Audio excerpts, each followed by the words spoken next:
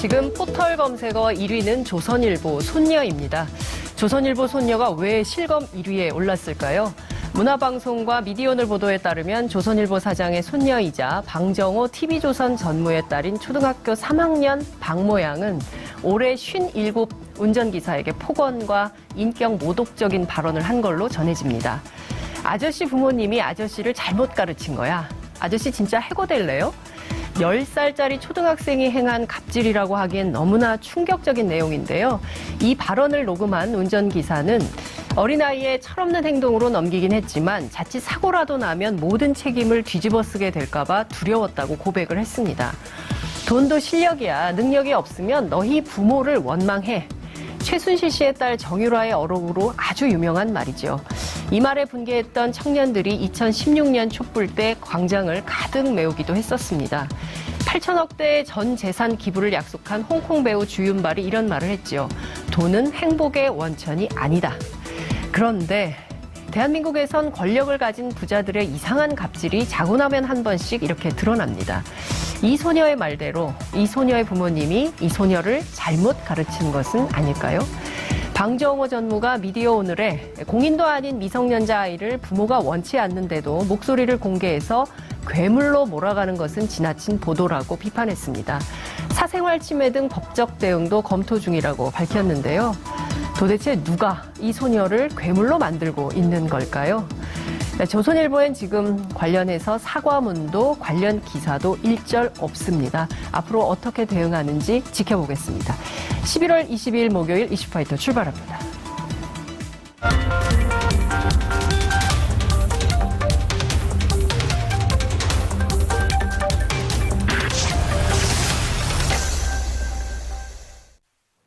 깨어있는 시민들이 꼭 알아야 할 알찬 브리핑, 깨알알 브리핑 시간입니다. 오늘도 어김없이 민동기 기자 제 옆에 나와 계십니다. 어서 오십시오. 안녕하십니까. 네, 제가 어제 좀 힘이 없어 보였나 봐요. 네. 사방팔방에서 제보가.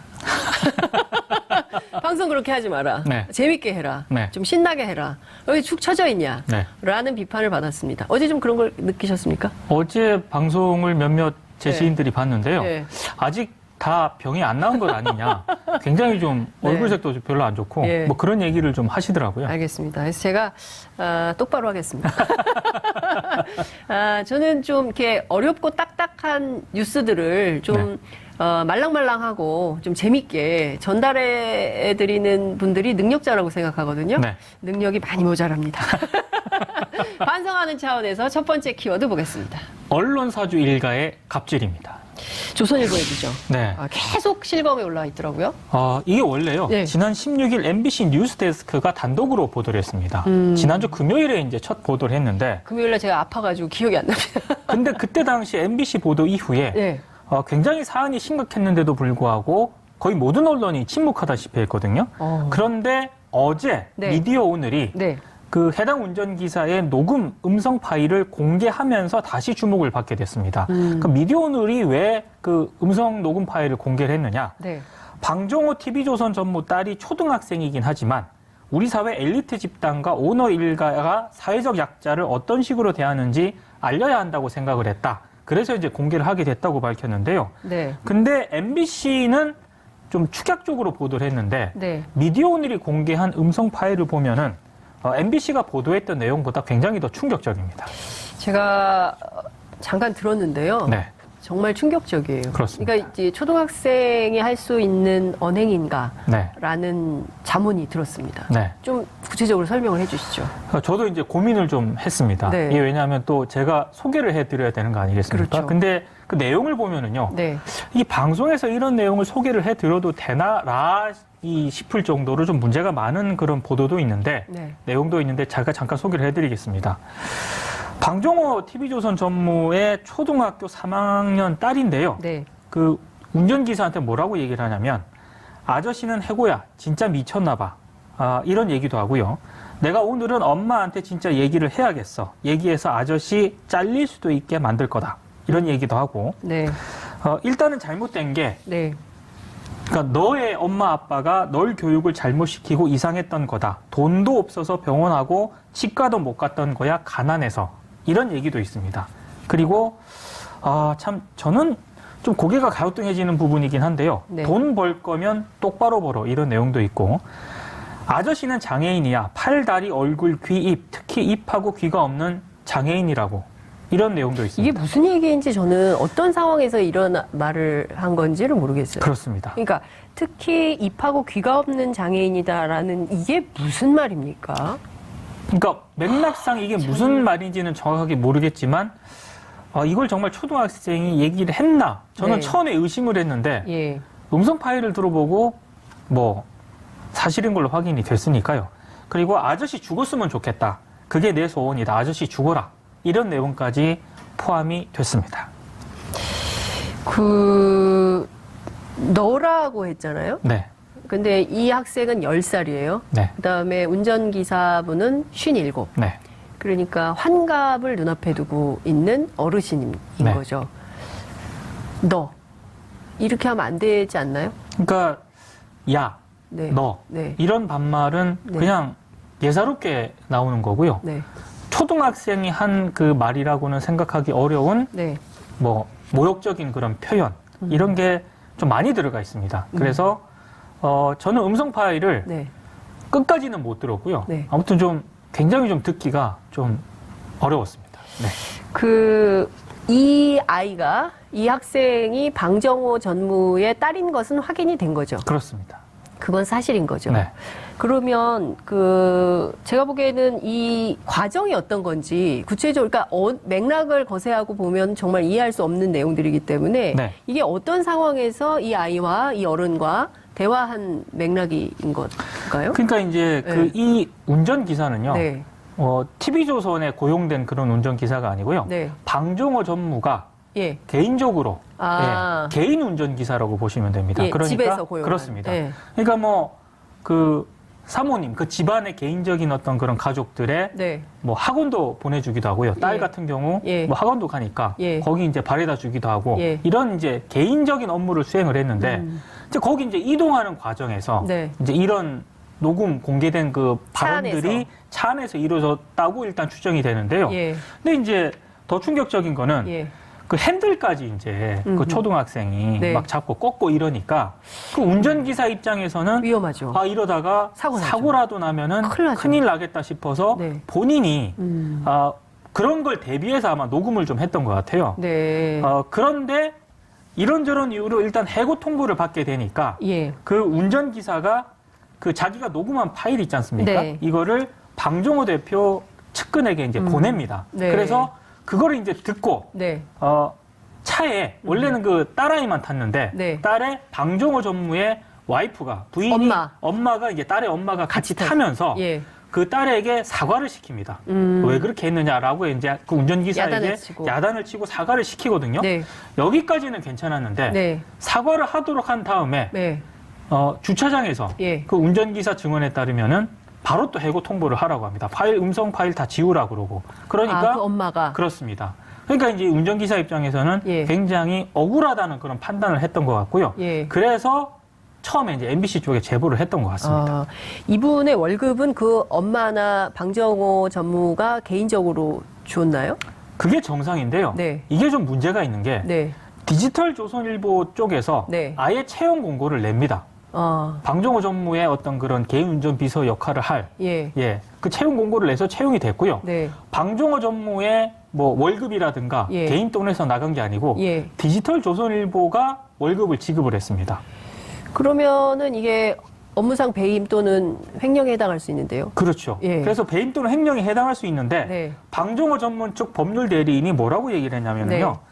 일단 이게 장기적으로 계속됐으면은 횡령 배임에 해당할 수가 있긴 한데 임시 방편으로 쓰고 그 정산을 했기 때문에 심각한 문제는 아니다라고 일단 해명을 했습니다. 근데 어찌됐든 이 부분에 대해서는 디지털 조선일보라든가 이런 쪽에서도 잘못을 인정을 한 그런 상황이거든요. 임시 방편으로 쓰고 정산한 것이다라는 건 확인이 된 건가요? 근데 임시 방편이라는 게 말이 됩니까? 사람을 고용한 건데? 그 사람을 고용을 했는데 한 3개월 정도 그러니까 개월 수가 얼마 안 됐다라는 그런 의미가 있는 것 같아요. 그래서 만약에 이게 뭐 몇 년 동안 쭉 이렇게 네. 디지털 조선일보 쪽에서 월급을 지급을 했다면은 네. 뭐 횡령 배임죄가 적용될 수도 있지만 네. 기간이 굉장히 짧기 때문에 그렇게 큰 문제는 아니다라는 게 디지털 조선일보 쪽의 해명입니다. 그렇군요. 조선일보는 관련해서 어떤 입장인가요? 조선일보 쪽에서는 예, 취재가 좀 됩니까? 이 관련해서. 전혀 지금 입장을 내놓지 않고 있고요. 예. 다만 네. MBC가 방송 리포트를 통해서 그 초등학생 딸의 음성을 일단 잠깐 공개를 하지 않았습니까? 네. 그런데 법률 대리인이 뭐라고 했냐면 공인도 아니고 네. 미성년자의 아이의 부모가 원하지 않는데도 불구하고 목소리를 공개를 해서 네. 마치 괴물로 몰아가는 것은 지나친 보도다. 법적 대응을 검토 중이라고 밝혔고요. 네. 미디어 오늘이 어제 또 음성 파일을 공개하지 않았습니까? 네. 역시 미디어 오늘에 대해서도 법적 대응을 검토하겠다고 지금 밝힌 입장입니다. 근데 뭐 이제 어린 아이니까 네. 부모 입장에서 그 음성 파일이 공개된 것에 대해서 불편하고 그럴 수는 있어요. 네. 그러나 이 아이의 행동의 잘잘못을 부모로서 좀 따져볼 필요가 있죠. 그렇습니다. 예, 그리고 이게 잘한 행동인지 잘못한 행동인지, 이 아이가 억울하게 사회적으로 지탄을 받고 있는 것인지 아니면 그 반대의 경우인지 판단할 능력이 있지 않습니까? 그러니까 대개의 부모들은 이걸 보면 누가 잘못인지를 금방 확인할 수 있잖아요. 사실은 저는 예, 올 한 해 네. 대한민국에서 예. 각종 갑질 사건들이 많지 않았습니까? 저희가 갑질 사건 많이 보도했습니다. 네. 예. 그때마다 TV조선 역시 예. 주요하게, 예. 조선일보도 주요하게 보도를 했습니다. 그럼요. 근데 언론사주 일가에서 지금 갑질 문제가 발생한 거잖아요. 네, 만약에 네, 이 사건을 본 많은 국민들이 네. 앞으로 TV조선이나 조선일보에서 사회적으로 발생한 갑질 사건에 대해서 준엄하게 어떤 비판을 한다면 네. 뉴스를 통해서 네. 과연 그런 보도에 얼마나 공감을 할 수 있을까? 그렇죠. 좀 이런 생각이 좀 들더라고요. 예, 그리고 모든 것에는 일의 선우가 있죠. 그렇습니다. 그리고 지금은 그 자식을 그러니까 그 누구죠? 저 남경필 지사 뭐 네. 비슷한 경우는 아니지만 어쨌든 허물이 있을 때는 사과를 먼저 그렇습니다. 하는 것이 네. 예의인데 지금 네. 그게 아니라 법적 대응 먼저 얘기를 하고 있는 거잖아요. 그렇습니다. 근데 이런 것에 대해서 국민들이 어떤 판단을 하실지 네. 그건 좀 저희가 지켜보도록 하고요. 자, 두 번째 키워드 보겠습니다. 사과해야 할 사람들입니다. 많은가요? 많습니다. 어떤 분들입니까? 재심을 통해 사건 발생 24년 만에 무죄가 확정된 강기훈 유서대필 사건 있지 않습니까? 아유, 진짜 오래된 사건입니다. 네, 노태우 정권 지시에 따라 조작됐다는 조사 결과가 나왔습니다. 네. 법무부 검찰과거사위원회가 이 같은 내용의 조사 결과를 보고를 받고요. 강기훈 씨에 대한 검찰총장 사과 등을 권고했다고 밝혔습니다. 이 사건은 그 인권단체들이 정말 90년대부터 그때 아마 처음 이런 얘기가 나왔던 것 같고요. 네. 제기됐던 그 순간부터 끊임없이 이 조작설이 나왔었는데 이제 와서야 이렇게 검찰이 과거사 청산을 하겠다고 나선 거네요. 이게 간단하게 압축적으로 제가 설명을 네. 해드리면요. 91년 5월 8일 서강대 본관 옥상에서 당시 전민련 사회부장 김기설 씨가 노태우 정권 퇴진을 외치면서 분진 자살을 합니다. 네. 근데 경찰은 네. 갑자기 자살을 방조하고 유서를 대필했다는 혐의로 당시 전민련 총무부장이었던 강기훈 씨를 구속 맞아요. 기소를 하거든요. 네. 근데 이때부터 논란이 좀 제기가 됐습니다. 왜냐하면 91년 당시에는 명지대생이었던 강경대 씨가 네. 정경 쇠파이프에 맞아서 사망하는 그런 사건이 발생을 했거든요. 그래서 이에 항의하는 분실이 잇따랐고요. 네. 당시 노태우 정권이 굉장히 위기였습니다. 맞아요. 근데 이 사건이 발생을 했기 때문에 국면 전환을 위해서 조작한 것 아니냐라는 의혹이 당시부터 제기가 맞습니다. 됐었거든요. 예. 근데 결국에는 강기훈 씨가 대법원 확정 판결까지 받은 이후에 94년 8월에 만기 출소를 하게 됩니다. 네. 하지만 2015년 5월 대법원이 재심을 통해서 강기훈 씨에 대해서 무죄를 확정한 정말 한 사람의 인생이 짓밟힌 그런 사건이라고 봐야겠죠. 그러니까 우리가 과거에 군사 독재 시절에 있었던 끔찍한 그 권력 비리, 권력형 범죄 이런 굉장히 많았었잖아요. 그러니까 이게 국가 폭력의 전형인 거죠. 그렇습니다. 자신들의 정권을 유지하기 위해서 엄한 사람을 잡는 이 대표적인 사건이 강기훈 유서대필 사건이 아닌가라는 생각이 좀 드는데요. 네. 그 이 사건 관련해서 강기훈 씨도 굉장히 고생을 많이 했어요. 지금도 굉장히 몸이 안 좋으시거든요. 몸이 안 좋고, 네. 예, 굉장히 이분이 이것 때문에 어마어마한 스트레스를 받은 걸로 알고 있는데, 네. 지금 이 상황은 좀 어떻게 되는 겁니까? 그러니까 검찰총장에게 지금 사과를 권고하지 않았습니까? 네. 과거사위원회에서. 예. 그러니까 문무일 검찰총장, 지금 현 검찰총장은 예. 아마 제가 봤을 때 사과할 가능성이 좀 많은 것 같은데요. 네. 저는 검찰총장 말고요. 네. 그러면 이 강기훈 씨에게 사과할 사람이 없느냐? 아. 저는 많다고 봅니다. 그러니까 문무일 총장 사과로 끝낼 일이냐? 그건 저는 아니다. 아닌 것 같아요. 네. 왜냐? 2015년 11월 네. 강기훈 씨가 손해배상 소송을 제기를 하거든요. 네. 어떤 사람을 상대로 손해배상 소송을 제기를 하냐. 일단 국가를 상대로 제기를 네. 했고요. 그리고 당시 수사검사였던 음흠. 강신욱 전 대법관 네. 그리고 역시 당시 주임검사였던 신상규 전 검사장 네. 그리고 유서 필적 감정을 맡았던 김형영 전 국가수 문서감서실장 등을 상대로 네. 손해배상 청구 소송을 제기를 하는데 네. 1심은 검사 책임을 인정하지 않았습니다. 그리고 항소심에서도 네. 추상적으로 국가 책임만을 이제 인정을 했고요. 개인의 손해배상 책임은 소멸시효가 완성됐다는 이유로 네. 인정하지 않았는데요. 국가폭력에 너무 면죄부를 줬다는 그런 그 비판이 좀 제기가 됐었거든요. 네. 현재 강기훈 씨가 대법원에 상고를 한 그런 상태인데 대법원 판결은 좀 지켜봐야겠지만 전향적인 판결을 좀 할 필요가 있지 않나 이런 생각이 좀 듭니다. 저는 지금 그 법조계만 말씀을 해 주셨는데요. 저는 여기에 부안해동했던 언론들이 있습니다. 특히 제가 대표적인 한 언론을 찝으라면은요. 네. 조선일보거든요. 네. 조선일보도 이 내용을 보도를 했더라고요. 근데 아무렇지 않은 듯 네. 과거사위가 발표한 그 결과를 네. 사과도 없이 네. 강기훈 씨에 대한 사과도 없이 네. 지면에 보도를 하는 걸 보고 네.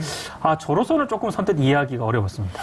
그러니까요. 근데 저는 과거청산이 우리가 이제 뭐 정권 교체가 되면 그러니까 권력 안에 있는 뭐 이런 부분들에 대해서 주로 되긴 하는데 저는 언론도 한번 다시 한번 왜냐하면 권력 사부 아니겠습니까? 그렇습니다. 그러니까 이제 제4의 권부라고 할 수 있는 이 언론이 저지르는 사실은 국가 폭력의 거의 범접할 만한 네. 수준의 여론 관계에서 문제가 되게 많았거든요. 근데 한 번도 우리가 그런 청산을 해본 적이 없어요. 언론에 네. 있어서의 과거 청산 같은 거를 제대로 해본 적이 없거든요. 그러니까 때리는 것만 때리는 게 아니잖아요. 그렇죠. 네, 말로 하는 폭력도 폭력이기 때문에 우리가 이 언론 문제를 좌시할 수가 없다. 이런 생각이 좀 듭니다. 첫 번째 그 TV조선 네. 그 파문과 관련해서 네. 사과를 좀 먼저 해야 된다고 말씀을 하셨잖아요. 네, 네. 근데 저는 이건 대법원에서 재심을 통해서 무죄가 확정이 되지 않았습니까? 네. 그러면 당시에 네. 수사를 했던 검사들, 그렇죠. 예, 지금이라도 저는 사과를 하는 게 일단 순서인 것 같은데 네. 아직 이분들 가운데 사과했다는 얘기는 없습니다. 그러니까 저는 참 이게 옛날에 개그맨 누가 그런 얘기를 했어요. 먼저 인간이 되어라. 그렇습니다. 네. 저는 먼저 사람이 되어라. 그러니까 사람의 입장에서 사람이 사람에게 이런 일을 해도 되는지 안 되는지 네. 그런 판단 우리 다 할 수 있잖아요. 그렇습니다. 네? 저는 그게 먼저 인간이 되어라 이거였나요? 갑자기 그 개그맨이 생각이 나네요. 자, 마지막 키워드 보겠습니다. 아들 대학 교수 만드는 법입니다. 어떤 겁니까? 궁금합니다. 박사 저는 아들은 없습니다. 정식 코스를 밟아서 네. 하면 되는데 좀 공부시키면 특별한, 되죠. 네. 특별한 비법이 있습니다. 아, 그래요? 서울의 한 4년제 대학에서요. 올해 초 전임 교수 2명을 채용을 했는데 네. 한 사람은 석사 출신이 뽑혔고요. 네. 다른 한 사람은 학사 졸업장이 전부였습니다. 관련 내용을 어제 MBC가 보도를 했는데 네. 제가 봤을 때 이건 좀 너무 심한 것 같아서 좀 소개를 해드리고자 가지고 나왔습니다. 네. 서울 한영대학교에서 발생한 그런 일인데요. 한영대학교. 네. 예. 올해 초 교양영어 전임 교수로 임용된 한모 씨가 있습니다. 네. 석사학위는 있는데 연구 실적은 없습니다. 그러면 어떤 경력이 전부였느냐? 네. 영어 학원 몇 군데에서 일한 게 전부였습니다. 그리고 네. 교양전산 교수로 합격한 또 다른 한모 씨입니다. 같은 네. 한씨인데 네. 이분은 더 이상해요. 연구 실적도 없고 강의 경험도 없고 전형 당시엔 석사학위도 없었다고 합니다. 근데 어떻게 이런 분들이 교수가 될 수 있죠? 특별한 비법이 있기 때문에. 뭡니까? 왜냐하면 네. 총장, 네. 이사장 네. 이분들이 아버지, 어머니였습니다. 가족이 있었기 때문에 가능한 그런 일이었는데요. 야. 두 사람의 아버지는 해당 대학의 총장이었고요. 어머니는 당시 재단의 이사장이었다고 합니다. 이게 뭐 당시 때부터 좀 논란이 있었는데 혹시라도 문제 사립 제기하면 유치원 아니죠? 아닙니다. 대학이죠? 네, 대학입니다. 문제 제기를 하게 되면 네. 혹시라도 불이익을 받게 될까봐 네. 이제 제대로 문제 제기를 못했던 것 같은데요. 네. 근데 국민권익위원회가 네. 해당 학교의 채용 비리 의혹에 대해서 조사를 지금 진행 중이고요. 네. 교육부도 역시 문제의 심각성이 드러나는 대로 검토에 착수하겠다고 밝혔습니다. 문제의 심각성이 이미 드러났는데 뭘 검토에 착수를 합니까? 제가 보기에는 이거는 있을 수 없는 일이고요. 네. 그러니까 교비 횡령한 만큼 심각한 문제예요. 네. 예, 이런 채용 비리가 어디가 있습니까? 이러니까 정말 열심히 공부해가지고 박사 됐지만 일자리를 구하지 못하는 공부 열심히 해온 이런 분들이 정말 대접받지 못하는 세상이 되는 거 아니겠어요? 떨어진 분들, 저는 이런 뉴스 나오면 막 흥분을 합니다. 네, 떨어진 예. 분들 보니까 예. 경력들이 굉장히 좀 괜찮았거든요. 아, 다른 대학 부교수 출신에다가 네. 연구 실적도 있고. 네. 근데 이런 분들은 떨어지고 예. 가족, 예. 그러니까 본인 아들들을 채용을 했으니까 예. 굉장히 좀 분노를 좀 자아내게 만드는 것 같습니다. 그러니까요. 저는 참 이게 대한민국이 아직 멀었다. 네. 예, 언제까지 이렇게 비리, 부패 이런 걸로 점철된 나라를 만들 거냐. 네. 곳곳에 이런 암약하는 문제들에 대해서 그냥 이대로 볼 수 없기 때문에 언제나 밝은 눈으로 감시하면서 내 눈으로 지켜보겠습니다. 오늘 말씀 여기까지 듣죠. 고맙습니다. 고맙습니다. 검찰총장이 형제복지원 사건에 대해 대법원이 다시 심리하도록 하는 비상상고를 신청했습니다. 부산 형제복지원은 1975년부터 87년까지 운영된 불황인 보호시설로 3천여 명이 강제노역과 학대에 시달렸고 공식 집계된 사망자만 513명에 달합니다. 하지만 당시 법원은 박인근 형제복지원 원장의 특수감금 혐의에 대해 무죄를 내린 바 있습니다. 29년 만에 대법원 심판대에 다시 서게 된 형제복지원 사건. 당시 판결을 바로잡을 수 있을지 주목됩니다. 한편 사법농단에 관련된 판사 탄핵 여부가 관심을 모으는 가운데 블랙리스트 판사에 대한 인사불이익 정황까지 속속 드러나 파문이 커지고 있습니다. 이슈파이터 2부에서는 2명의 전직 판사와 함께 사법 이슈에 대한 거침없는 티격태격 한판 토크 나눠봅니다. 이슈파이터 2부 이어가겠습니다. 판사 출신 변호사 두 분과 함께 대한민국의 모든 이슈를 거침없이 파헤쳐보는 시간을 마련합니다. 이름하여 뻔뻔한 판판 토크입니다. 전직 판사 두 분을 동시에 모셨습니다. 서기호 변호사 나오셨습니다. 어서 오십시오. 네, 안녕하세요. 예, 반갑습니다. 여상원 변호사님 나오셨습니다. 예, 어서 오십시오. 안녕하세요. 예, 제가 여기서 뻔뻔한 이거 F 발음입니다. 재밌게 해달라고 말씀을 드렸더니 아니다. 뻔뻔한 판판 토크로 해달라고 지금 긴급 제안이 있었는데 판사들이 얼마나 뻔뻔한지를 보여주시겠다고 여상원 변호사님께서. 판사들이 뻔뻔한 게 아니고 예, 예. 우리 이 앵커님을 위해서 예, 우리가 좀 뻔뻔하게 나가도 되느냐 아. 이렇게 말씀드렸고 네. 판사 출신 두 사람 나오게 하셨는데 네. 저는 판사 출신은 방송에서 예. 이렇게 생각합니다. 저는 헌법과 법률과 양심에 따라 방송하겠다. 아, 예, 우리 네. 그리고 네. 판사 출신의 강점이라면은 어떤 균형 감각, 네. 한쪽에 치우치지 않고 네. 그래서 저는 걱정도 좀 됩니다. 뻔뻔하고 재밌게 해달라 했는데 네. 균형 감각을 맞추면 재미가 없어요. 예. 한쪽 편 들어가지고 하고 그냥 예. 내질러야지 이게 재밌는데 예. 그 부분에서 조금 걱정은 됩니다. 그렇군요. 그렇다면 저는 네. 균형 감각을 갖추면서도 네. 재밌게 할 수 있는 것을 보여드리겠습니다. 아, 그렇군요. 균형 감각을 갖추면서도 재밌게, 예, 두 분이 얼마나 뻔뻔하게 뻔뻔 토크를 만들어 주실지 좀 기대가 큽니다. 각오 한 말씀씩 해 주신 거죠? 서기호 네, 변호사님, 이 감사합니다. 정도로 하면 되겠습니까? 네. 제가 지금부터 여러분 아시죠? 이렇게 쭉 올라가는 거 아시죠? 어느 분이 더 이렇게 재밌게 하시는지에 따라서 시청자 여러분들께서 의견을 많이 남겨주세요. 어느 분이 더 재밌게, 뻔뻔하게 잘 하신다고 생각하시는지 응원 메시지를 막 올려주시면 제가 현장에서 바로바로 소개하면서 더 돋구겠습니다. 재밌게 하게 하겠습니다.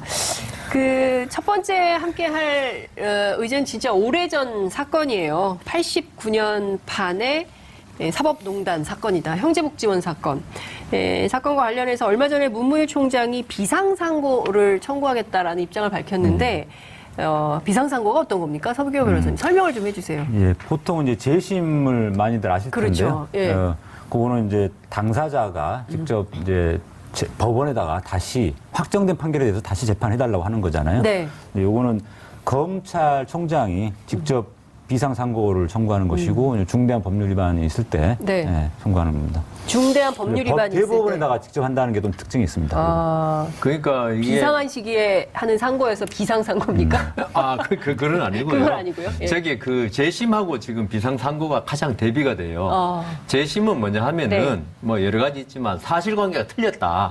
그 당시에 증인이 나쁜 사람 나와가지고 나한테 모함을 하는 바람에 네. 내가 이렇게 유죄 판결을 받았는데 네. 이 증인이 위증죄로 처벌을 받았기 때문에 그 사람 말은 전부 거짓말이고 네. 그래서 내가 유죄 판결 받은 것도 잘못된 거다 하는 게 재심이고요. 아하. 쉽게 말해야 되지 않겠습니까? 그렇죠. 쉽게. 재밌게 하려면. 예, 맞아요. 그다음 비상상고는 네. 그거는 우리는 모르겠다. 아. 검찰총장이 하는 거거든요. 예. 모르겠고 이 판결을 하는데 예. 법령 적용 이게 뭐 안 할 법을 네. 이미 죽은 법을 적용했다든가 법에 벌금만 있는데 저기 뭡니까 네. 징역형만 있는데 네. 갑자기 판사가 좀 재판할 때 조금 이상해져 가지고 네. 벌금을 선고했다든가 아. 왜 법정형이 없으면 선고 못 하잖아요. 그렇죠.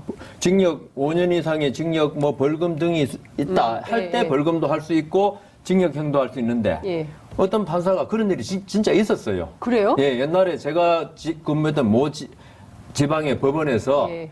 강간죄인데 거기에 네. 벌금형이 없거든요. 예. 그 벌금형 선고했다니까요. 그거 어떻게 됐습니까? 그래서 그 사건은? 근데 아무도 상고도 안 하고 항소도 안 하고 확정이 됐어요. 어머나. 그 옛날에 그게 한 언제? 40년 전의 일입니다. 60년대에.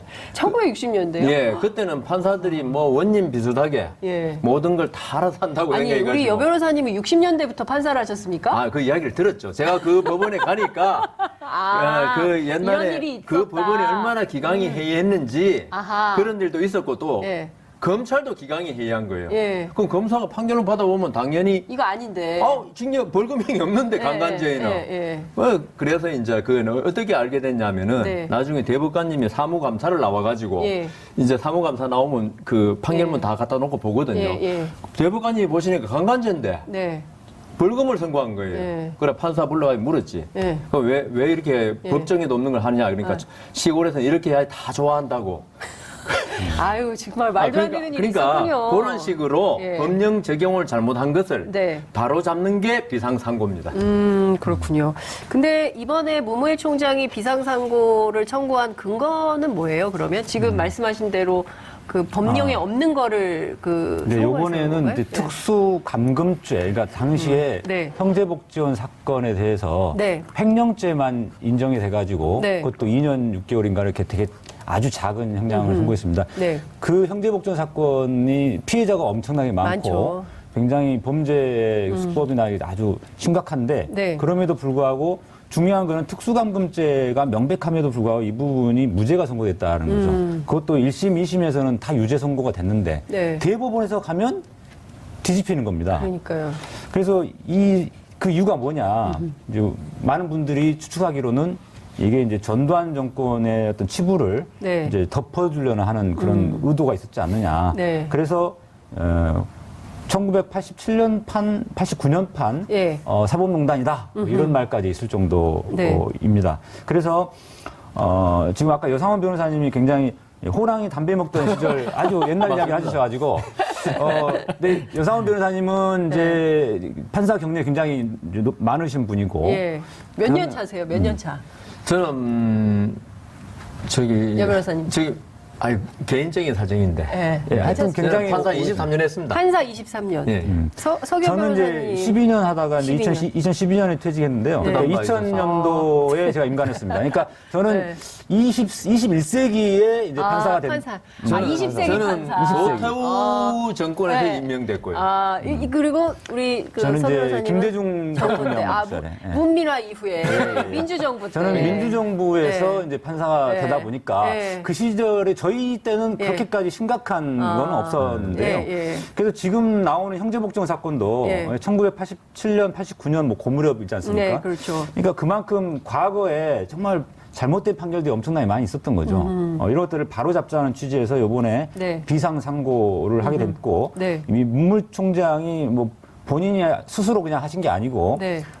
검찰 과거사위원회에서 여러 가지 활동을 통해서 우리가 흔히 알고 있는 그 재심 전문 변호사인 박준영 변호사를 예. 비롯해서 예. 많은 분들이 활약을 하셔가지고 예. 이걸 밝혀낸 겁니다. 그렇죠. 예.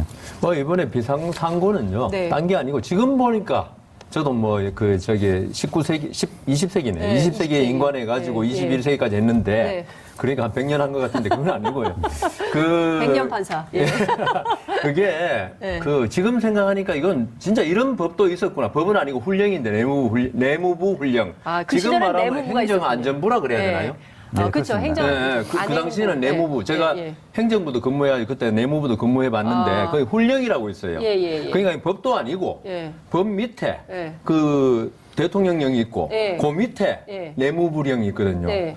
그 법에 보니까 있죠. 예. 이 불황자라고 판단되면은 불황자라는 건 노숙 지금 말하면 노숙인 노숙인. 이런 분들이죠. 네. 를 그냥 아무런 뭐 영장 법관의 영장이나 그런 것도 필요 없이 네. 저기 누가 신고를 해요. 네. 저 길에 지금 한 사람이 그냥 구걸하고 있다. 그러면 무조건 데리고 와. 좀 정신이 좀 이상한 것 같다. 네. 그럼 형제복지원에 데려다 놓고 네. 감금하는 거죠, 사실은. 그렇죠. 그래서 사실상. 특수감금 아까 말씀하셨는데 예. 예. 세상에 대명천지에 네. 법관의 영장도 없이 네. 사람을 이렇게 끌고 가는 그러니까요. 이 법이 훈령 자체가 예. 지금 비상상고의 이유는 이게 명백한 위헌이다. 위헌이다. 이런 법을 적용해서 그러니까 예. 법령을 완전히 위반해서 예. 그 법령 없는 거죠. 계속 예. 위헌이니까. 그렇죠. 무효인 어. 훈령이죠. 예. 했기 때문에 네. 이거는 법률 없이 사람이 처벌받은 것, 저 감금된 거다. 그런데 대법원에 1, 2심에서 유죄 났지만 대부분 네. 무죄 났으니까 근데 왜 그런 걸까요? 1, 2심에서는 유죄가 나는데 대법만 가면 무죄가 나는 이유는 뭘까요? 그러니까 지금의 사법농단 사태와 비교를 해보시면 알 수 있는데요. 네. 일제 강제징용 사건에 대해서 네. 그 대법원에서 2012년도에는 파기환송 판결했는데 그때는 이제 이명박 정부 시절이거든요. 예, 예. 그때는 이명박 정부에서는 네. 그 일제 강제징용 관련해 가지고 개인 청구권이 살아 있다라고 이제 정부 방침이 있었습니다. 예. 예, 그래서 그런지 대법원에서 파기환송 판결했는데, 예. 그러니까 쉽게 말해서 강제징용 피해자들을 승소시키는 판결을 예, 했죠. 손에 그래서 들어준 거죠. 손을 들어줬죠. 예, 예. 그래서 파기환송 판결에서도 당연히 이제 1억 원 청구를 네. 인정하는 쪽으로 네. 갔고, 그런데 정부가 바뀌어가지고 네. 박근혜 대통령이 취임하자마자 네. 박근혜 대통령은 자신의 아버지가 박정희 대통령이 했던 네. 그 한일 청구권 협정이 유효하다고 네. 주장해야 되는 입장이 되다 보니까 예, 예. 이것을 뒤집는 대법원 판결이 나오면 자기들이 곤란한 거예요. 아, 그래서 김기춘 비서실장 등을 통해 가지고 당시 법원행정처장인 차한성 처장을 불러서 이거를 기일을 연장해 주든가 그렇죠. 대법원 재판을 연장해 주든가 아니면은 전원합의체 협의해 가지고 네. 다시 원점으로 돌려달라. 그게 이제 예. 재판거래 의혹이 네, 바로 그렇죠. 이전에 뭐. 됐던 그런 그러니까 연관이 결국은 되는 거죠. 대법원과 대법관들과 네. 또는 대법원장 및 대법관들과 예. 정권의 핵심 관계자 간의 이해관계 일치할 때 이 부분이 대법원 판결에 어떤 영향을 줄 수 있는 가능성이 굉장히 높다는 거죠. 그래서 우리가 1심, 2심 판결에 대해서는 재판 개입이 이루어지기가 좀 쉽지 않은데 네. 대법원 판결은 굉장히 오히려 더 쉽습니다. 그렇군요. 근데 제가 20세기 100년 판사, 100년 판사라고 20세기 100년 판사 여상원 변호사님께 여쭙겠습니다. 근데 지금 보면 사실 저희들은 이게 그 MBC PD 수첩인가요? 그 프로그램을 통해서 아마 이런 끔찍한 인권 유린을 이제 국민들은 야, 세상에 저런 일이 있다니라는 이제 사실을 알게 돼서 정말 어마어마한 인권 유린 사건이다. 이렇게 그렇죠. 국민들이 이제 알게 된 계기가 됐었던 건데 그런데도 당시 형제복지원 원장이 무죄를 받았어요. 그리고 아까 말씀드린 대로 20세기 판사님 어떻게 생각하십니까? 앞으로 100판사로 이제 100년이니까. 100년 판사. 아, 오늘 딱 이게 서기호 변호사님 분발하셔야 될 것 같습니다. 이게 지금 네이밍이 안 나오고 있어요. 별명이 이 정도 되면 나와줘야 되거든요. 저희가 14분 지났습니다. 예, 네. 분발하시기 바랍니다. 그러니까 이게 형제 복지는 원장이 사실 문제 아닙니까? 네. 그 원장이 무죄 받았던 게 문제고요. 그렇죠. 무죄를 어떻게 때릴 수 있냐. 이런 그러니까 것도 있잖아요. 아까 예. 말씀드린 대로 그 지금 생각하면 말도 안 되는 네. 내무부 훈령이 있어가지고 아하. 그 내무부 훈령에 따르니까 불황자는 이렇게 예. 감금이라고 그래야 되나요? 수용할 수 있다. 이 규정이 있기 때문에 대법원에서는 네. 이 형제복지원의 원장은 네. 그 아주 훌륭한 법인 네. 내무부 훈령에 의해서 사람을 가두었기 때문에 이거는 내 잘못이 아니다. 위법이 아니다는 거지. 그래서 무죄를 했는데 네. 지금 보니까 이거는 진짜 우리 뭐 누가 보든지 네. 이건 말이 안 되잖아요. 그렇죠. 우리 지금 이재명 지사 네. 뭐 형님 정신병원에 감금했냐 마냐 가지고 좀 다투고 있는 마당에 네. 지금 이거는 저도 이거 MBC PD 수첩에 이런 걸 보고 처음 알았는데 형제복지원 사건을 그 당시에 네. 야 아무리 전두환 전 대통령 때 군사 정권이고 뭐 삼천교육도 또 있었으니까 뭐 할 말 다 했죠. 예, 맞아요. 그런 상태지만 예.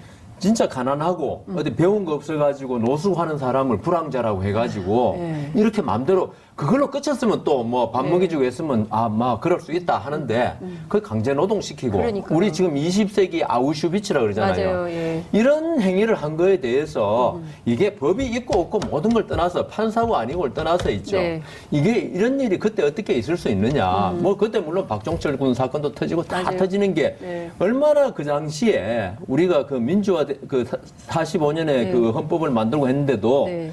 그 얼마나 그 이 공직이라든가 네. 그다음 이런 그 다중을 갖다가 이렇게 보호하는 시설의 사람들이 네. 인권의식이 제로에 거의 제로라고 봐야 되죠. 그러니까요. 예. 예. 지금 그런 상황인데 자 21세기 민주화 판사님, 그 민판사라고 있습니다. 민판사. 제가 오늘 백판사, 민판사 이렇게 네. 제가 이름을 붙여드리겠습니다. 오늘 분위기 좋습니다. 16분 만에 바로바로 네. 별칭이 하나씩 네. 생겼어요. 자, 21세기 민판사님께 제가 여쭙겠습니다. 그러니까 지금 이렇게 인권 유린을 했기 때문에 저도 민주화는 열망합니다. 다만 아니 저는 또 아닌 줄 알고. 아니 21세기하고 맞아요? 거의 100년간 네. 근무했기 때문에 백판사지. 그러면 앞으로 백민판사라고 백민판사로. 좀, 예. 요구가 많으세요. 아, 예. 제가 좀 제가 그 그렇습니다. 사회자 직권으로 자르겠습니다. 제가 궁금한 게 지금 이분들 입장에서는 진짜 그 피가 거꾸로 솟지 않겠습니까? 피해자들 입장에서는 이거 특별법을 만들어야 된다라고 요구를 하고 있는데 어떻게 전망하세요? 그렇습니다. 이 형제복지원 사건뿐만이 아니라 네. 그 당시 내무부 훈령에 기초해서 이렇게 불황인 노숙자들을 감금한 사례들이 굉장히 많습니다. 네. 그렇기 때문에 그리고 이미 굉장히 오래된 시간이 흘렀기 때문에 네. 이분들에 대한 피해 회복을 위해서는 국가가 나서서 네. 특별법을 만들어야 되는 상황이고요. 네.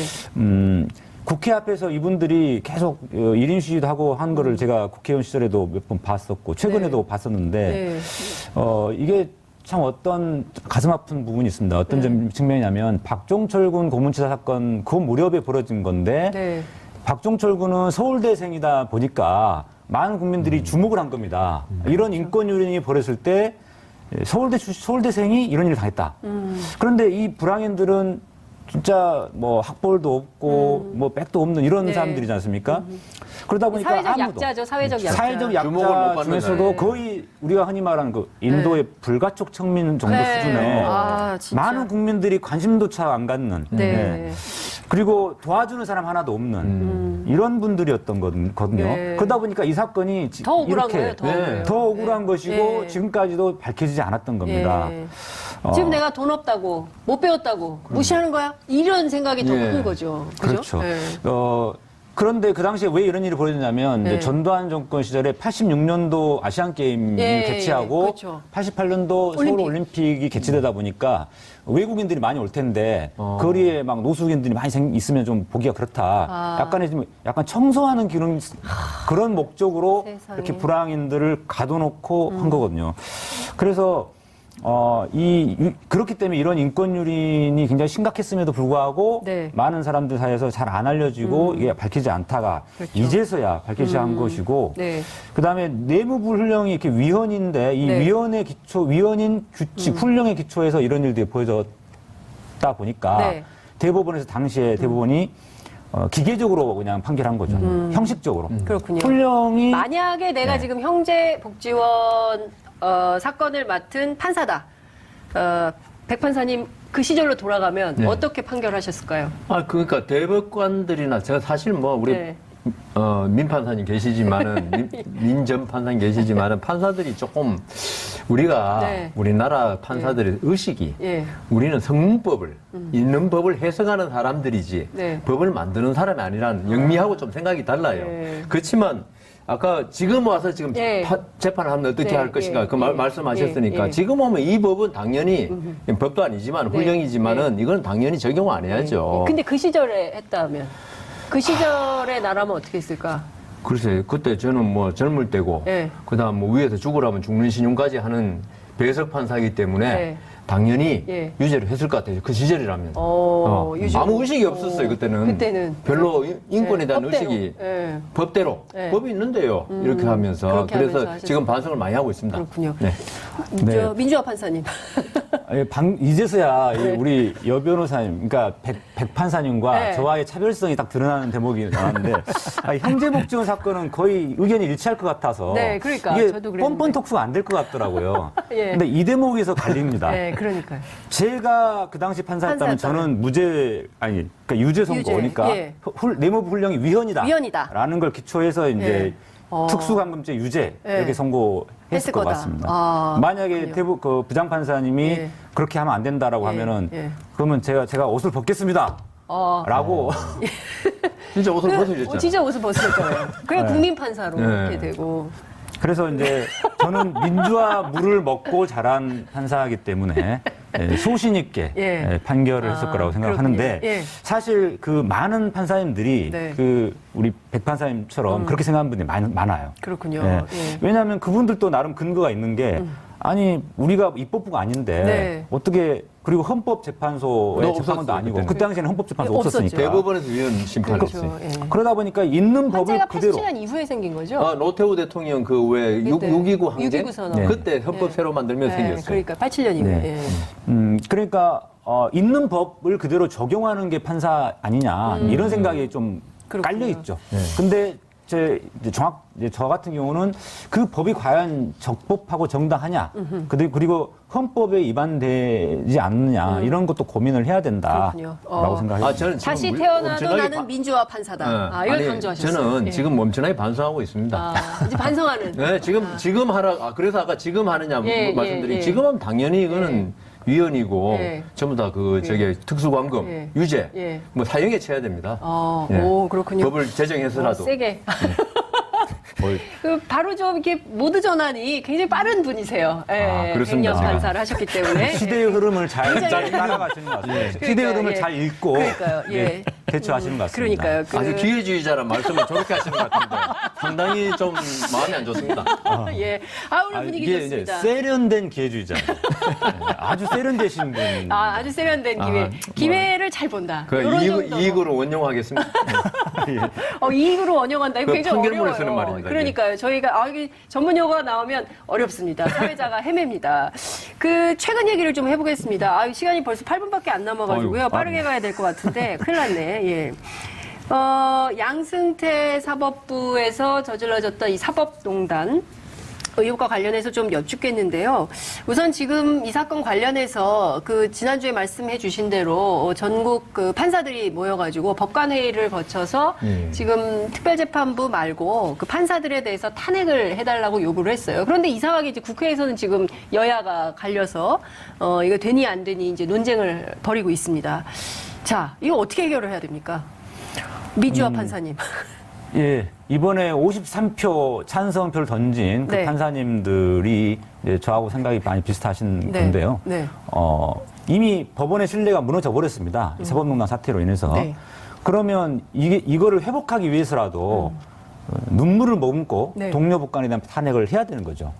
그다음에 또 한 가지는 이 탄핵 대상자로 거론되는 분들이 네.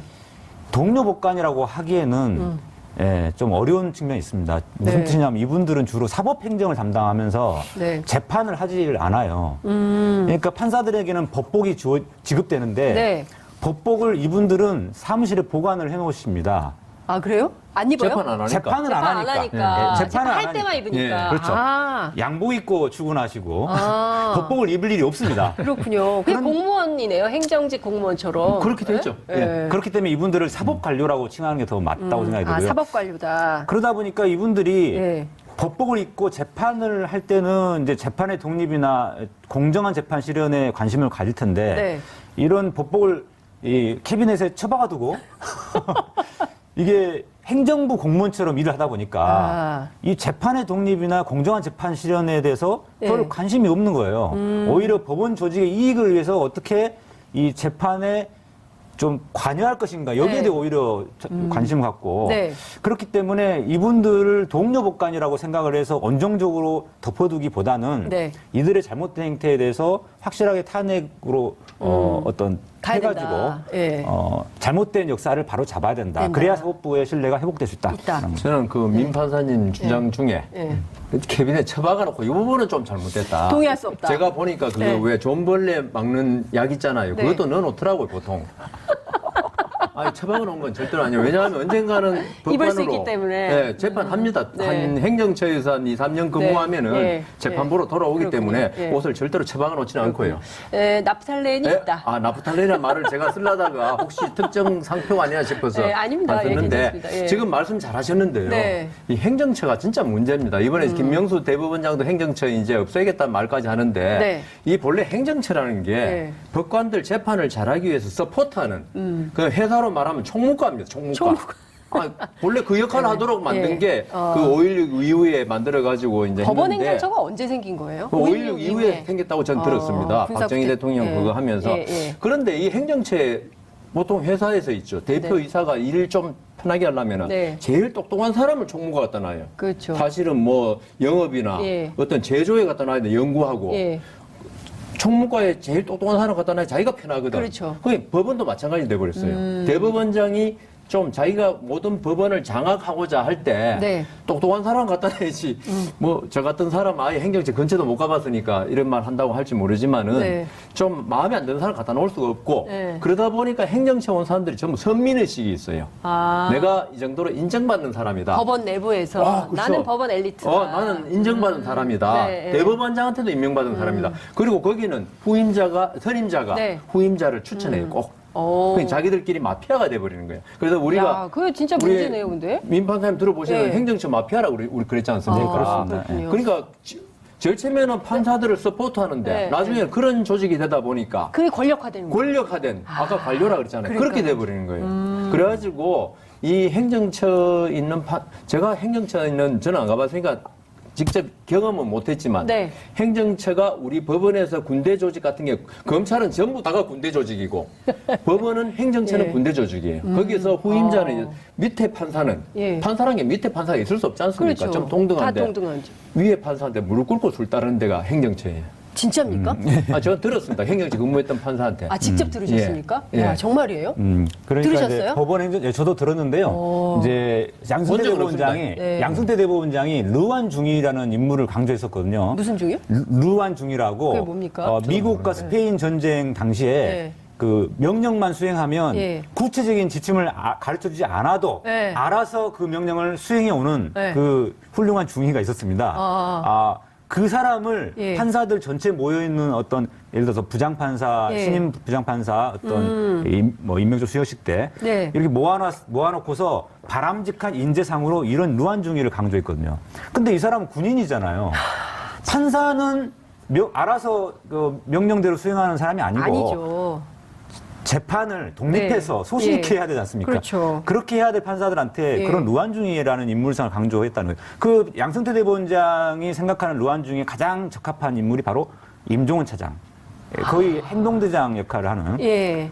그리고 이제 이규진을 비롯한 각종 여러 사람들에게 네. 그런 역할을 하도록 이제 은근히 강조를 했었고 그게 네. 바로 법원행정처가 지금처럼 똘똘 뭉쳐서 네. 사법농단에 조직적으로 관여하게 된 네. 이런 원인이 됐는데요. 그래서 법관 탄핵은 해야 됩니까? 하지 말아야 됩니까? 저 저는 백판사님. 지금 네. 제가 지금 이번에 전국 네. 법관 회의에서 예. 13분 예. 법관에 대해 탄핵 권고를 했는데 저는 탄핵에 대해서는 좀 더 신중해야 된다. 왜냐하면 탄핵이라는 거는 법관이 그 직무를 수행하기 도저히 범죄는 안 했더라도 네. 부적합할 텐데 행정처에 있는 사람 위주거든요. 그 재판의 관여는 어떤 식으로 관여했는지 네. 그래서 그 부분을 좀 더 소상히 알고 그다음 탄핵이 나와야지. 지금 특히나 지금 탄핵이 어려운 게 지금 이 소추위원장이 네. 그 여상규 네. 법사위원장인데 비슷하세요. 여상원, 여상규. 한자까지 혹시 똑같네요? 같은 근데 한자가 다 다릅니다.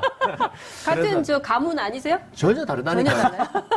저희들 좀 양반 가문이고 아, 예, 네. 그렇습니다. 근데 그거는 뭐 중요한 건 아니고요. 네. 근데 그분 소신이 네. 안 된다고 지금 하고 있거든요. 그러니까 법사위원장이 반대하는 한 이거 힘들죠. 어렵다. 난관을 이겨내기가 좀 힘들지 않을까. 네. 그 여야 우선 합의도 돼야 되고 예. 이게 진짜 사상 초유의 일인데 네. 그래서 저는 탄핵을 할 때 하더라도 진짜 이게 이제 선례가 되고 네. 앞으로 법관들이 이래서는 안 된다는 어떤 또 모델을 제시하는 거 아니겠습니까? 네. 그렇기 때문에 좀 신중하게 그리고 지금 이미 사법부는 무너졌다고 저는 항상 이번에 사법농단 생기면서 네. 뭐 이번에 유죄 나오건 무죄 나오건 제가 사법부는 이미 만신창이 된 겁니다. 국민들이 안 믿습니다, 이제. 그래서 그렇다 하더라도 이 탄핵에 관해서 오히려 거꾸로 생각하면은 네. 앞으로 법관들이 전부 다 몸조심하는 법관이 나올 수 있다. 그거는 이번 탄핵 권유라든가 예. 탄핵 재판에서 우리가 절대로 원하지 않는 방향이거든요. 오히려 소신 있는 판사를 만들게 탄핵을 갖다가 지금 요구하는데 네. 이게 잘못됐을 경우에 어떤 파퓰리즘이나 이런 거 할 때는 소신 없는 법관도 만들 수 있다. 그래서 모든 걸 떠나서 좀 네. 신중하게 하자. 그런 신중하게 생각이 하자. 예. 제가 민 판사님. 반론을 제기하자면 네. 우선 팩트 체크부터 하나 하자면요. 네. 이번 전국법관 대표회의에서 의결된 게 예. 13명에 대한 탄핵을 하자고 한 건 아닙니다. 예. 아닙니까? 네. 숫자와 대상은 거론하지 않았습니다. 예. 아, 근데 그리고 언론에 6명, 13명으로 언론에 그 13명. 13명 이야기는 어떻게 언론. 나오냐면 이제 엊그저께 나온 보도인데 네. 이것은 탄핵에 대한 의결이 있자 법원의 대법원장이 징계 요구한 거구만요. 13명에 맞아요. 대해서 기존에 징계부 됐었는데 네. 이게 보류됐던 거를 네. 다시 재개해서 연내에 마무리 짓겠다. 네. 요거죠. 그러니까 이거는 징계 절차입니다. 그리고 제가 이제 민변 사법농단 TF 소속으로서 네. 탄핵 국가장을 맡으면서 예. 6명에 대한 탄핵 소추안을 만들어서 네. 민변 홈페이지에 게시해놨는데요. 네. 저희는 6명을 대상으로 삼았습니다. 민변에서 담은 게 민변에서는 6명. 네, 예. 저희가 삼은 건 6명이고 예. 일단 6명만 했던 이유는 5명은 이미 직무배제된 사람들이고 네. 워낙 가담 정도가 심각하다고 봐서 예. 그다음에 한 분은 권순일 대법관 네. 강제징용 사건에 관련돼 있다고 해서 이제 포함시켰고요. 네. 그런데 전국법관 대표에서는 왜 그러면 숫자와 대상을 이제 명시하지 않았냐면 그것은 국회가 할 일이기 때문에 그렇습니다. 그리고 판사들은 원론적인 차원에서 네. 지금까지 수사 결과가 나와 있는 이 판사가 돼가지고 네. 청와대나 정부 관계자와 회동하면서 그 자문을 해주거나 한 것은 삼권 분립 위반이고 네. 그 다음에 행정처가 특정 재판에 관해서 어떤 재판의 결론이나 절차에 대한 의견을 제시하는 그런 형태의 문건을 작성한 것도 이거 헌법상 네. 재판의 독립 원칙 위반이기 때문에 이러한 행위 두 가지는 명백하게 중대한 헌법 위반이다. 그러니까 이러한 행위를 한 가담자에 대해서는 네. 탄핵이 필요하다. 이렇게 얘기를 한 거다. 원론적인 그래서 차원에서 팩트를 쭉 설명을 좀 해주셨는데 너무 길었어요. 네, 그러네요. 보니까.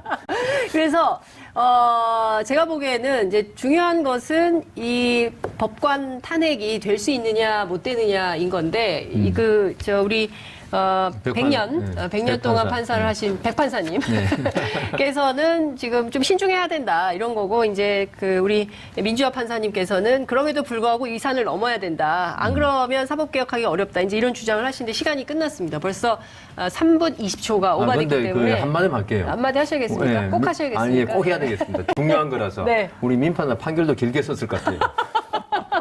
맞습니까? 근데 좀 짧게 쓰진 않았죠. 아니 이게 말을 못 하잖아요. 저는 시인입니다. 야, 이게 사실 앞에 장사가 네, 없습니다. 예. 어쨌든 오늘 너무 재밌게 첫 회를 했는데요.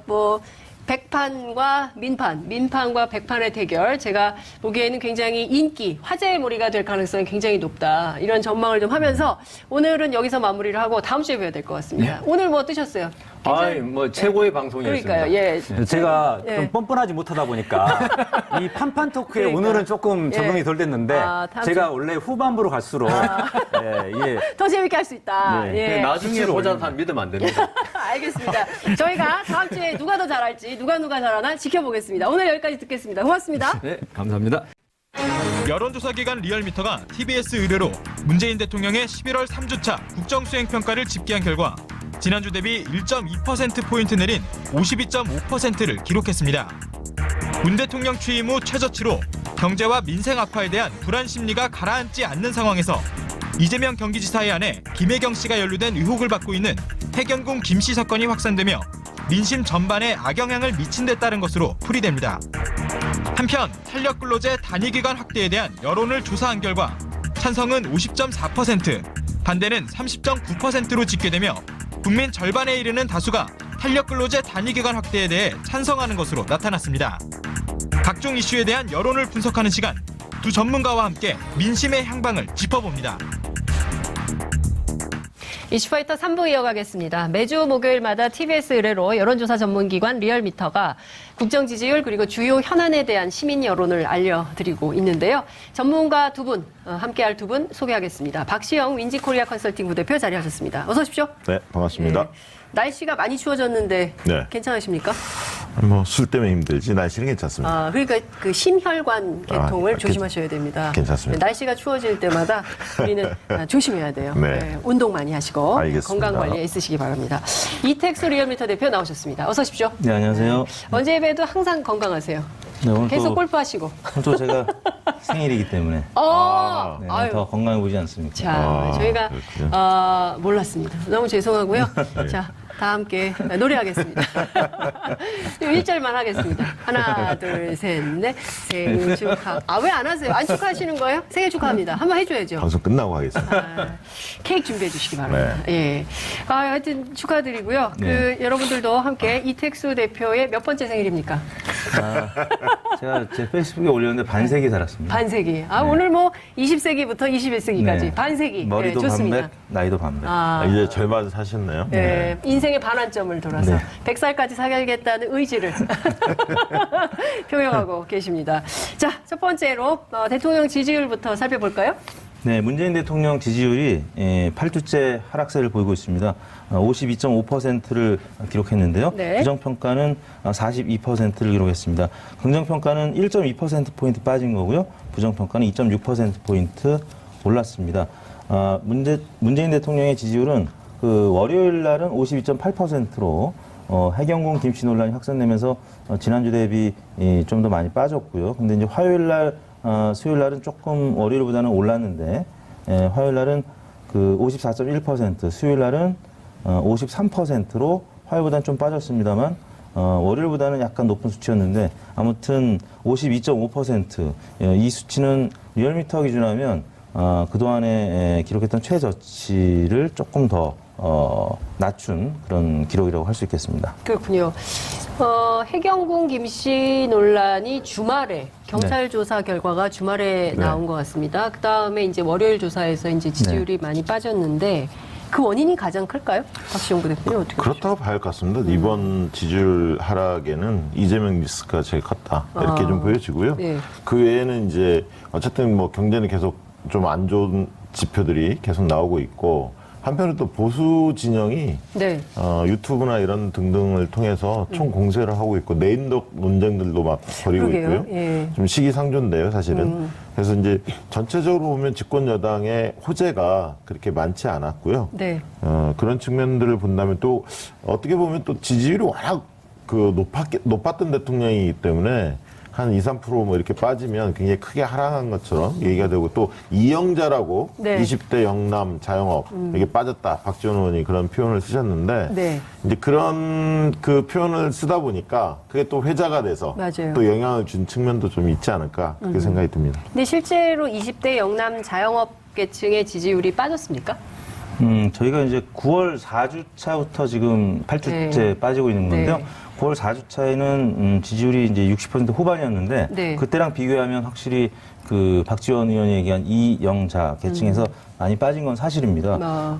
문재인 대통령 지지율이 20대에서는 9월 4주차 69%였었는데 네.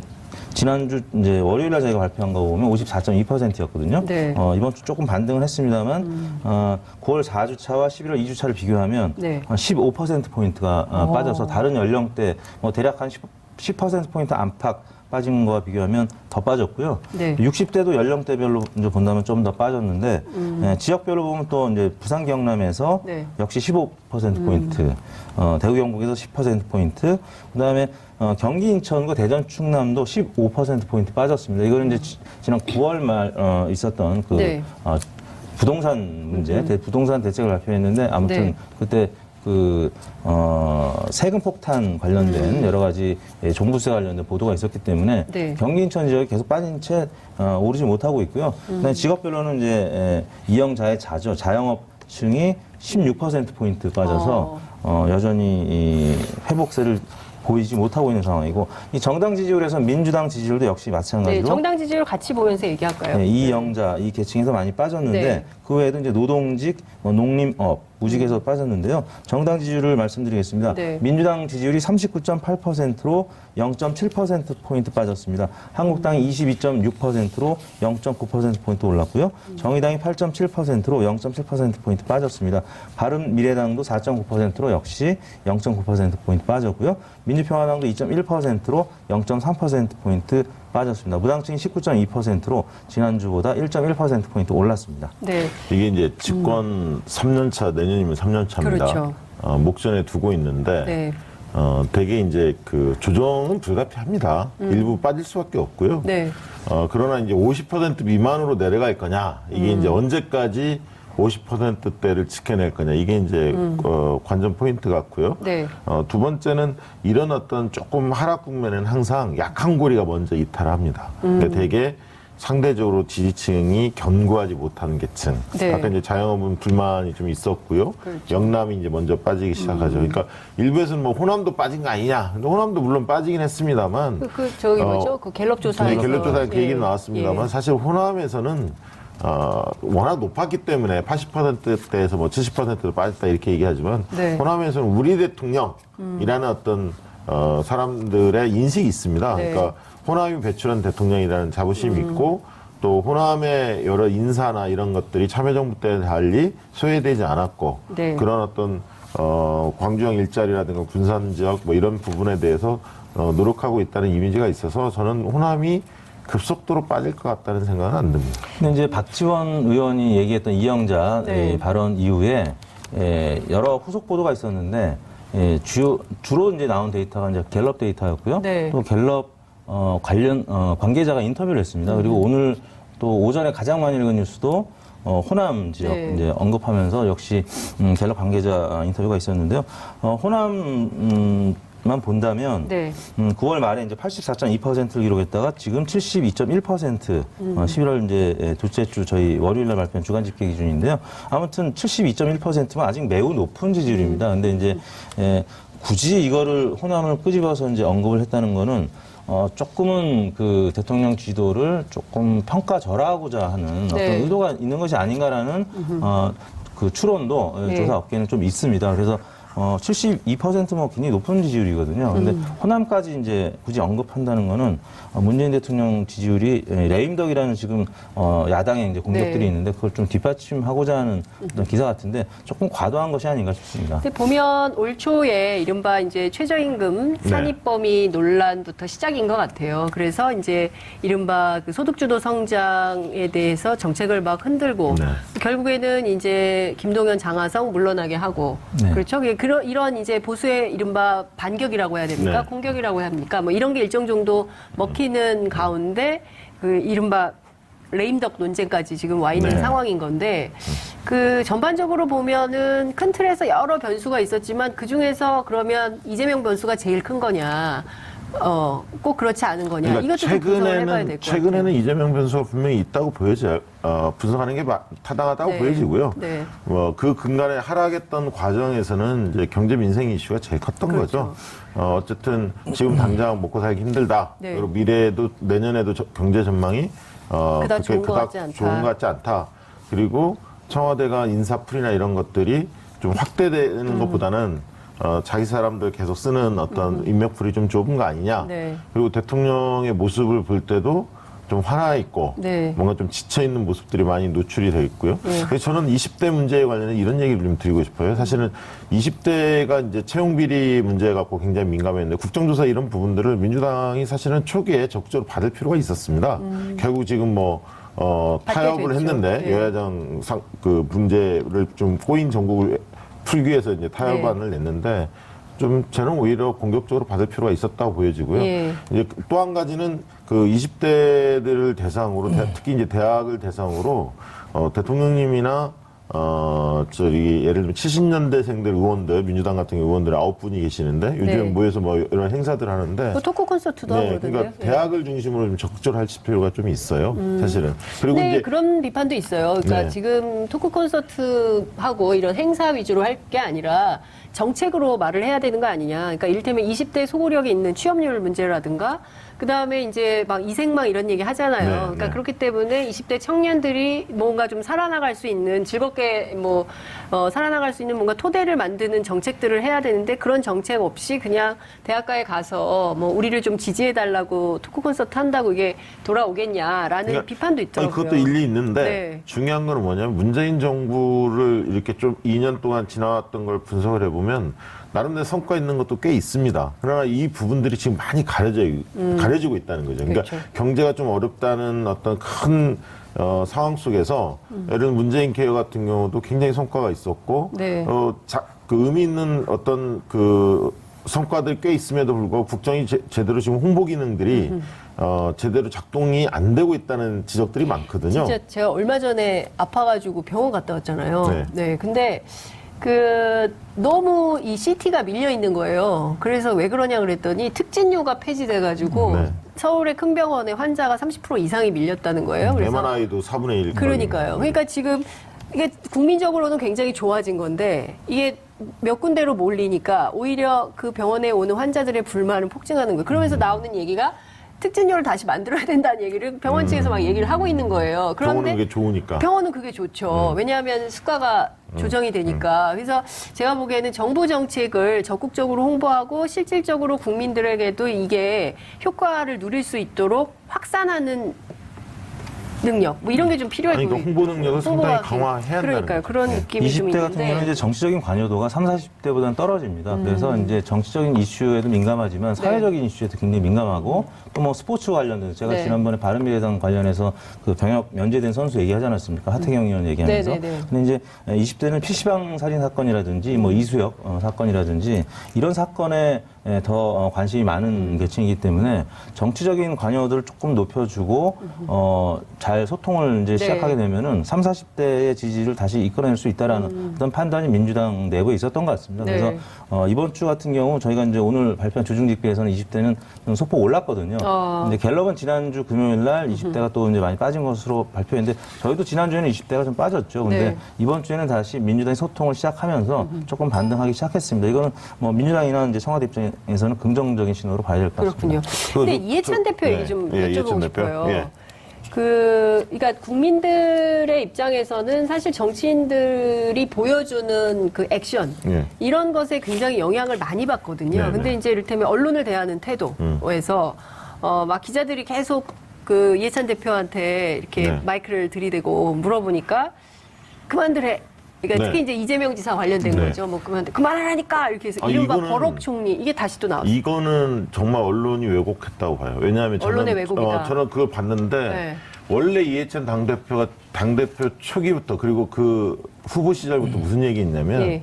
나는 길거리에서 인터뷰 안 한다. 맞아요. 그러니까 회의실에서 뭐 예를 들면 정제돼서 기자들의 그 질문을 받는 자리에서 답을 해야지 막 쫓아다니면서 막 인터뷰하는 거 그건 응하지 않겠다라는 거를 예전부터 이미 공개적으로 표명을 했었어요. 네. 그래서 저도 유심히 봤는데 이게 무슨 이재명 사안이기 때문에 인터뷰 안 한다 이게 아니라 네. 여기 길거리에서 복도에서 자꾸 인터뷰한 이런 잘못된 관행이라고 이해찬 당대표는 보시는 것 같아요. 네. 그런 문화가 좋지 않다. 근데 이제 그렇게 한 측면인데 이거를 이재명 사안으로 엮어서 이재명 사안에 대해서 좀 곤혹스러운 어떤 이해찬 당대표의 모습 이런 식의 컨셉을 잡기 위해서 자꾸 갖다 붙인다는 느낌이 들었고요. 다만 이제 이재명 지사에 대해서 이해찬 당대표가 왜 언급을 안 하냐 이 문제에 대해서는 제가 볼 때는 어떤 형태든 간에 언급을 하는 순간 오히려 득보다 실이 더 크다, 더 잡음이 커진다라고 정무적으로 판단하시는 것 같아요. 그래서 법원 판단, 홍익표 원내 그 대변인인가요? 원내 대변인인가? 홍익표 대변인. 네. 대변인이 그런 얘기 했잖아요. 사법적 판단을 받은 다음에 네. 입장을 결정하겠다. 그리고 그 말 속에는 김경수 지사의 지금 또 재판 과정도 있고 여러 가지가 지금 맞물려 있기 때문에 또 당사자인 이재명 지사가 부인을 하고 있기 때문에 이게 좀 명확하게 CCTV가 가려진 다음에 입장을 내는 게 좋다. 이렇게 정무적으로 판단하고 섣불리 개인들 의원 개개인이 이 문제에 대해서 언급을 가급적 자제해달라. 이게 지금 민주당 내 분위기인 것 같습니다. 네. 제가 균형을 맞추는 차원에서 네. 기자들의 반론을 좀 종합을 하면 원래 일주일에서 2주에 한 번 걸로 브리핑을 하시기로 하셨는데 그 기자들을 상대로 설명을 안 하신 지가 40일이 넘었다는 거죠. 그러니까 기자들 입장에서는 그런 복도에서라도 한 말씀 하셔야 되는 거 아닌가라는 반론을 기자들이 할 수 있다. 예. 그런 차원도 있기 때문에 저는 그 국민들하고 자꾸 만나야 되거든요. 그래서 충분하게 설명을 하고 공감의 폭을 늘려야 그게 이제 대중정치적으로도 좀 건강해지지 않나라는 생각이 좀 들기도 하는데 장혁님께서 방금 말씀하셨던 부분이 이 보도 채널 또 영상으로 나왔습니다. 아, 그래요? 예, 뭐 40여일 동안 기자 간담회라든지 예, 이 소통이 없었다. 네. 그렇기 때문에 예, 많은 국민들 입장에서는 이제 이해찬 대표의 목소리를 당연히 듣고 싶겠죠. 근데 예, 그렇게 뿌리치는 모습을 보니까 굉장히 언론을 대하는 건 꼭 국민들한테 이제 대하는 것이기 때문에 불쾌했던 것 같고 뭐 지금 민주당 지지율이 이재명 사태 때문에도 지지율이 빠진 건 있지만 이 당대표의 그런 거친 표현 방식 이거는 조금 지양해야 될 부분이 아닌가 싶습니다. 네. 자유한국당 지지율은 올랐습니다. 그렇습니다. 22%. 이제 예, 반사익 같습니다. 지금 뭐 자유한국당도 딱히 지금 좋은 상황은 아닌데 예, 홍준표 전 대표가 지금 이제 정계 복귀를 사실상 했다고 봐야죠. 그렇죠. 정적인 변화는 계속 이어 나가고 있는데 네. 예, 지금 그 전당대회 이제 혹은 당대표 그 원내대표 이제 선출과 관련된 여러 가지 이제 로드맵이 이제 가고 있는데 네. 지금 그것보다는 그 지난주에 있었던 북한 미사일 기지 발언 논란 이후에 보수층이 좀 결집하는 것, 그다음에 이재명 그 해경궁 이 사태 때문에 네. 조금 중도 진보 성향이 민주당에서 이탈하면서 이제 자연스럽게 바른미래당이라든지 한국당으로 조금 이동해가는 그런 네. 모습을 보였던 것 같은데요. 좀 불안한 좀 상승세라고 봐야 될 것 같습니다. 이제 홍준표 전 대표의 등장에 대해서 네. 이제 뭐 각 그 또 진보 야당이 비판을 하고 있고 또 이제 오히려 환영한다는 네. 역설적인 논평들도 내고 있는데 네. 좀 한국당 내부에서도 조금은 불안한 심기를 감추지 그래요? 못하는 의원들도 계시거든요. 어떻게 표현을 하던가요? 뭐 그 홍준표 전 대표가 이제 지난 대선 때 뭐 워낙 거친 발언을 하면서 여러 구설에 오르고 모든 그 이슈의 중심이 홍준표 전 대표 그렇죠. 쪽으로 블랙홀처럼 맞아요. 가기 때문에 이 비대위 체제, 그러니까 김병준 체제도 굉장히 흔들릴 수밖에 없고 굉장히 좀 어떻게 보면 한국당 주류 혹은 당 대표나 이제 원내대표 선거를 준비하는 분들 입장에서는 좀 불편하겠죠. 홍준표 대표 생각하면 연탄가스, 네. 바퀴벌레 뭐 이런 그 단어들이 박혀 있어요. 이게 약간 이제 그런 약간 막말 막말 시리즈가 대진? 좀 있죠. 네. 대명사 같은 분인데 네. 전원집 변호사도 상당히 말을 거칠게 했었거든요. 그렇죠. 근데 그 뒤에 그 전엔 또 김성태 원내대표 최근에 좀 굉장히 거칠어요. 그러니까 그 명맥을 계속 이어가는 것 같아요. 네. 근데 이제 홍준표 전 대표의 등장을 김병준 비대위원장이 과연 이걸 뭐 긴장감을 가지고 바라볼까? 저는 네. 뭐 그렇지는 않다고 봐요. 실질적으로 국민들이 볼 때 이미 귀국한 다음에 정치 복귀했다고 생각하고 있었을 겁니다. 그렇죠. 무슨 선언까지 할 필요 없이 메시지를 계속 내셨잖아요. 그래서 맞아요. 뭘 가지고 회복 정치. 새삼스럽게 정치 복귀했다고 하지, 정기 복귀했다고 하지, 좀 의아하게 느낌이 좀 들더라고요. TV 홍카콜라 홍보하는 거 아닙니까? 약간 본인이 마케팅 차원에서. 아, 마케팅. 그나마 이제 당대표, 그러니까 원톱이 아니기 때문에 네. 그 옆에서 지금 이제 어시스트 하는 과정에서 이 공격을 하는 거는 네. 과거보다는 이제 네. 당대표 때나 아니면 대선 후보 때보다는 이제 파괴력은 크지 않죠. 그래서 이제 한국당 지지자들도 그래서 이제 환호하는 것 같고 네. 지금 이제 뭐 이현주 의원이라든지 독서를 퍼붓고 있는 또 네. 여러 이제 원외 이제 인사들이 있는데 아무튼 홍준표 전 대표가 거침없이 문재인 대통령이나 민주당을 향해서 독서를 날리는 것에 대해서 네. 환호하는 또 조금 극우 성향의 보수 성향 그 유권자들이 있거든요. 그 부분에 영향이 좀 있는 것 같아요. 저는 오늘 황당한 걸 네. 기사를 봤는데 네. 김성태 원내대표가 네. 타임지에서 올해 인물 중에 예. 문재인 대통령과 뭐 트럼프, 김정은, 그다음 BTS, BTS. 뭐 이런 분들이 이제 거론이 된다는 예, 거예요. 예. 근데 뜬금없이 문재인 대통령이 물러나시라 네. BTS한테 양보한다 이렇게 주장을 하다가 내용을 읽어보면서 굉장히 황당했거든요. 예. 그래서 야 요즘에 막 비판할 게 따로 있지 뭐 택도 없는 얘기들을 너무 뜬금없이 하는구나라는 그러니까요. 느낌이 좀 들었고요. 가짜 뉴스도 너무 많고요. 예, 그리고 그렇습니다. 그런 보도에 근거해서 또 정치인들이 얘기를 했다가 또 네, 주워 담기도 주워 담고. 하고. 그러니까 제가 보기에는 좀 이렇게 정제된 미디어의 역할 이런 것도 굉장히 필요해 보이는 것 같아요. 이슈파이터가 그래서 참 필요한 언론이 이게 아니에요. 저 한마디만 하면 이제 정당 관련해서 네. 바른미래당 지지도가 확실히 조금씩 빠져요. 네. 그 빠진 만큼의 자유한국당이 좀 오르는 효과가 있습니다. 네. 결국은 자유한국당을 중심으로 보수가 다시. 좀 결집하는 흐름이 좀 감지된다는 게 하나 있고요. 두 번째는 다음 그 12월 중순이 아마 고비가 1차 고비가 올 것 같아요. 자유한국당이. 왜냐하면 김명준 비대위원장이 네. 조강특위에서 저기 지금 당협위원장들 심사하고 있는데 12월 중순에 발표를 할 겁니다. 근데 만약에 거기에서도 거르지 못한 사람이 있는데 자기가 볼 때 부적격자다. 그러면 네. 자기가 빼겠다. 본인이 원래 이제 비대위원장이 그런 권한이 없는데 네. 원래 시스템으로 하기로 해서 조항특위를 만든 건데 굉장히 자기가 권한을 뭔가 행사할 것처럼 오늘 이야기를 했어요. 만약에 그게 12월 중순에 나타난다면 당내 또 큰 분란이 있을 것 같고요.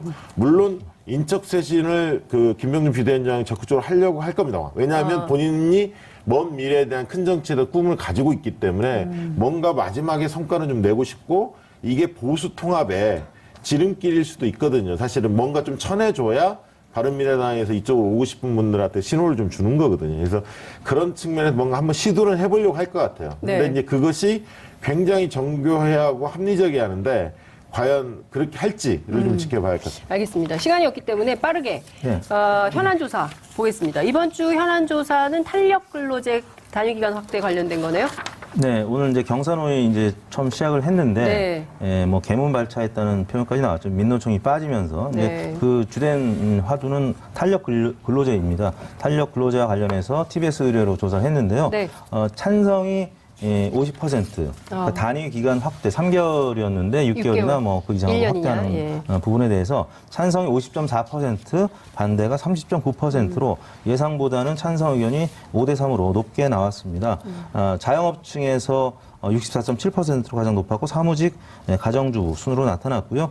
노동직도 찬반이 그 팽팽하긴 했습니다. 찬성이 좀 높았습니다. 왜냐하면 민노총이라든지 한노총 관련된 노동직도 있지만 그냥 일반 노동직도 있기 때문에 이분들은 찬성 의견이 47.2%로 반대 의견 42.8%, 오차 범위 내에서 찬성이 조금 높았고요. 무직에서도 뭐 찬반이 팽팽했습니다. 연령대별로는 40대, 50대, 60대 이상이 과반 찬성을 했고요. 30대, 20대는 또 오차 범위 내에서 팽팽했습니다. 그리고 진보층과 중도층이 찬성이 우세했고 보수층은 또 찬성이 우세하긴 했는데 과반을 넘지는 못했고요. 지지정당별로는 정의당 지지층이 이제 반대가 많았고 나머지 정당 지지층은 뭐 대체로 찬성 의견이 많죠. 이게 지금 민주노총을 중심으로 해서 이제 정부와 노동계 간에 긴장이 굉장히 그렇죠. 고조되고 있는데 네. 핵심은 이제 탄력 근로제 네. 좀 더 나아가면 광주형 일자리를 받을 거냐 말 거냐 이 문제인데 광주형 일자리 같은 경우에는 좀 민주노총이 좀 지혜롭게 대처했으면 좋겠다는 제 개인적 생각은 좀 있고요. 네. 이게 국민적 동의도 높을 겁니다. 네. 근데 탄력 근로제에 관련해서는 어떤 업종의 특성상 어떤 데는 이거 확대해서는 절대 안 되는 데가 있고 네. 또 필요한 곳도 있습니다. 네. 그래서 이런 부분들에 대해서 경사노위에서 소위를 구성해서 뭔가 다뤄보겠다고 하니까 네. 좀 지혜를 모았으면 좋겠다는 생각이 듭니다. 그러니까 저는 뭐 거친 언사가 노동계하고 정부하고 주거니 받거니 하고 있는데 사실은 우군이잖아요. 그럼요. 민주노총이 이제 문재인 정부 촛불혁명 같이 했기 때문에 좀 머리를 맞대면 안 될 것 같아요. 가슴을 맞대고 그렇죠. 뭐 네. 서로 합리적인 대안을 찾을 수 있을 때까지 문 딱 잠그고 결론 날 때까지 얘기 좀 해봅시다. 뭐 이런 태도가 필요하지 않아요? 그러니까 그렇죠. 서로 뭐 이렇게 계속 뭐 무슨 사회적 약자가 아니다, 뭐가 어떻다 이렇게 막 공중전 하지 말고 이게 골방에 딱 문 네. 잠그고 들어가서 네. 해결할 때까지 경사노위에 저는 복귀를 해서 얘기를 하는 게 중요할 맞습니다. 것 같아요. 그러니까 네. 경제가 어려울 때는 네. 노동계 약자인 노동계의 양보를 먼저 얘기하는 못된 좀 분위기가 있어요. 그래요, 우리 사회에 맞아요. 기업이 네. 좀 양보할 수도 맞아요. 있는데 이제 그런 측면이 있고 또 현 정부의 관계자들은 참여정부 때 데자뷰를 좀 생각하는 것 같아요. 맞아요. 노동계에 좀 너무 끌려갔다. 이제 그러다 보니까 좀 이게 뭐랄까 팽팽하게 좀 맞서고 있는데 지혜롭게 좀 해결을 해야죠. 그러니까요. 잘 풀 거라고 생각을 하면서 오늘 말씀은 여기까지 듣겠습니다. 고맙습니다. 감사합니다.